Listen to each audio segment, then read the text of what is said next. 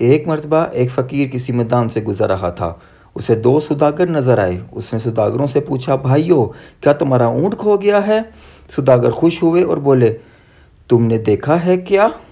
فقیر نے کہا، کانا تو نہیں تھا اور دائیں پیر سے لنگڑا تو نہیں تھا۔ ان سوداگروں کو یقین ہو گیا کہ اس نے اونٹ دیکھا ہے، لہٰذا اسی سے معلوم کیا جائے۔ وہ کہنے لگے، بھائی یہ حقیقت ہے کہ وہ کانا اور لنگڑا تھا، مگر وہ گیا کہاں؟ فقیر نے اسی لہجے میں کہا، آگے والا دان ٹوٹا ہوا تو نہیں تھا؟ سوداگر جلدی سے بولے، جی جناب، یہی، اللہ کے واسطے پتہ بتا دو، کہاں دیکھا تھا؟ فقیر نے ایک مرتبہ پھر اسی انداز میں کہا، ایک طرف شہد کے ڈبے اور دوسری طرف گندم کی بوری لدی ہوئی تھی۔ اب دونوں کو پکا یقین ہو گیا۔ کہنے لگے، فقیر بابا، اب جلدی سے ہمیں چل کر بتائیے کہ اونٹ کہاں ہے۔ فقیر نے کہا، بھائی اگر سچ پوچھو تو نہ میں نے تمہارے اونٹ کو دیکھا ہے اور نہ اس کے بارے میں سنا ہے۔ میں ابھی تم دونوں سے سن رہا ہوں کہ تمہارا اونٹ کھو گیا ہے۔ سوداگر حیران ہو گئے اور سمجھے کہ وہ ہم کو دھوکہ دے رہا ہے۔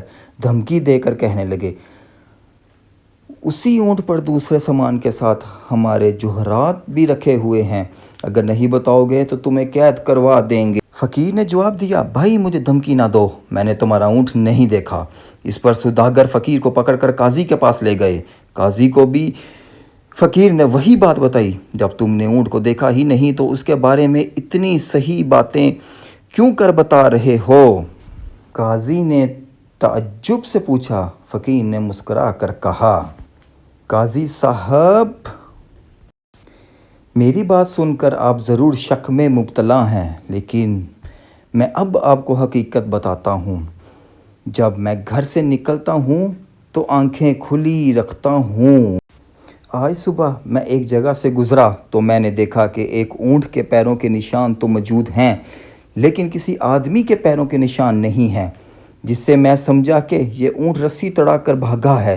پھر دیکھا تو ایک پاؤں کے نشان تھے ہی نہیں۔ اس سے معلوم ہوا کہ وہ لنگڑا ہے۔ پھر کیا دیکھتا ہوں کہ راستے کے ایک طرف گھاس چرنے کے نشان ہیں، جس سے معلوم ہوتا تھا کہ وہ کانا ہے۔ دانت کے ٹوٹا ہونے کا علم اس طرح ہوا کہ اس نے جس پودے کو کھانے کی کوشش کی اس کے کچھ پتے باقی رہ گئے تھے، اور سامان کا پتہ اس طرح چلا کہ ایک طرف چیونٹیوں کی آمد و رفت تھی، جس سے معلوم ہوا کہ ایک طرف اناج ہے، اور دوسری طرف شہد کی مکھیاں تھیں، جس سے معلوم ہوا کہ وہاں شہد ضرور ہوگا۔ قاضی یہ بات سن کر دنگ رہ گیا اور فقیر کو شاباشی دی۔ سوداگر بھی فقیر کے بتائے ہوئے راستے پر گئے اور انہیں اپنا کھویا ہوا اونٹ مل گیا۔ انہوں نے فقیر کو انعام و اکرام سے نوازا۔